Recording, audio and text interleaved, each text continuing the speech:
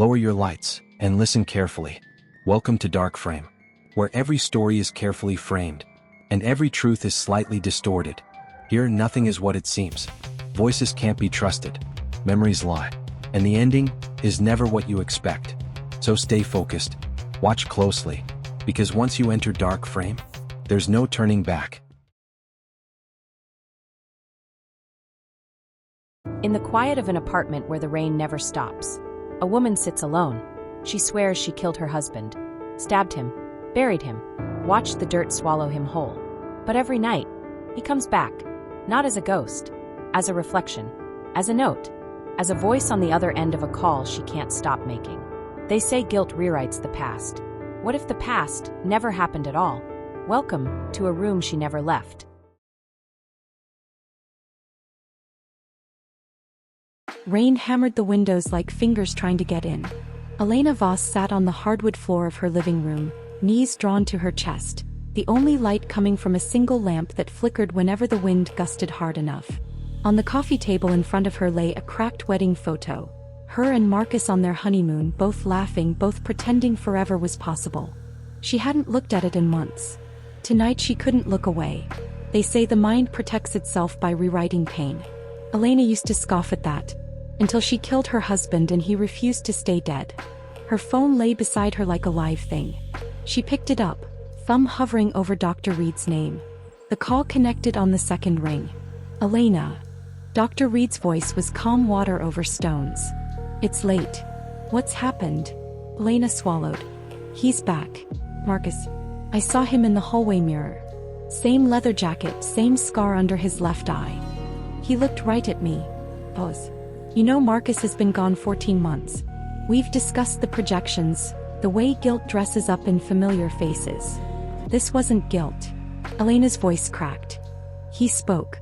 He said, "You can't keep doing this." Then he was gone. Another silence, longer this time. I'll start a Zoom session. Seeing each other might help anchor you. The laptop screen bloomed to life. Dr. Reed appeared in a tidy home office, gray cardigan, silver hair pulled back, eyes gentle but searching. Start from the beginning, Dr. Reed said. Again. Elena began the story she had told so many times it felt like scripture. 14 months earlier she discovered Marcus's affair. Late-night texts, hotel receipts tucked in his coat. The fight had erupted in this very apartment. He'd shoved her against the kitchen counter. She'd grabbed the bread knife. He'd lunged. The blade went in easy, too easy. Blood had spread across the tiles like spilled wine. She dragged him out, driven to the woods beyond the city limits, dug until her hands bled. No one ever found him. No police. No headlines. Just silence that grew louder every night. Now the footsteps started again, soft, deliberate, always just out of sight. Every session ended the same way. Dr. Reed reminding her the mind invents punishment when reality is too heavy to carry. Tonight felt different. Elena rose and walked to the hallway mirror. She stared at her reflection, pale skin, dark circles, hair tangled from sleepless nights. Behind her in the glass Marcus appeared. Not a flicker. Thought. He wore the jacket she'd buried him in. He smiled the sad, knowing smile he'd worn the night he died. You still think this is about me, don't you? He said.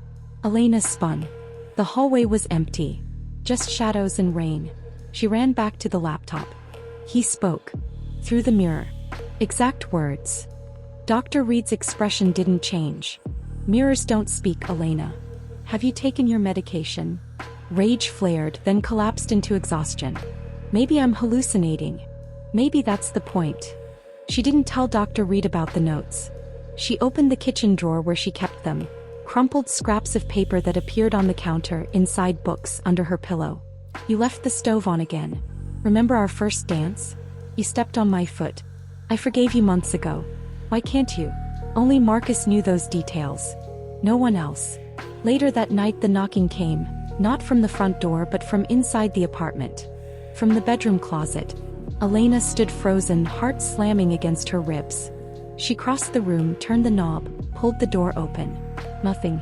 Just hanging coats and darkness. On the floor lay her old phone. The one she'd smashed after the murder. The one she'd dropped into the river on the way home from the woods. Her fingers shook as she picked it up. The battery was somehow charged. She opened the voice memos. Marcus's voice filled the room. Elena, if you're hearing this, I didn't make it. You stabbed me. I bled out in our bed. But I recorded everything that night. The fight. The knife. You crying. I uploaded it to the cloud. If anything happens to me, it emails the police in 48 hours. You still have time to turn yourself in. The timestamp read 14 months ago. The file had never been opened until tonight. Elena dropped the phone like it burned. He knew, she whispered.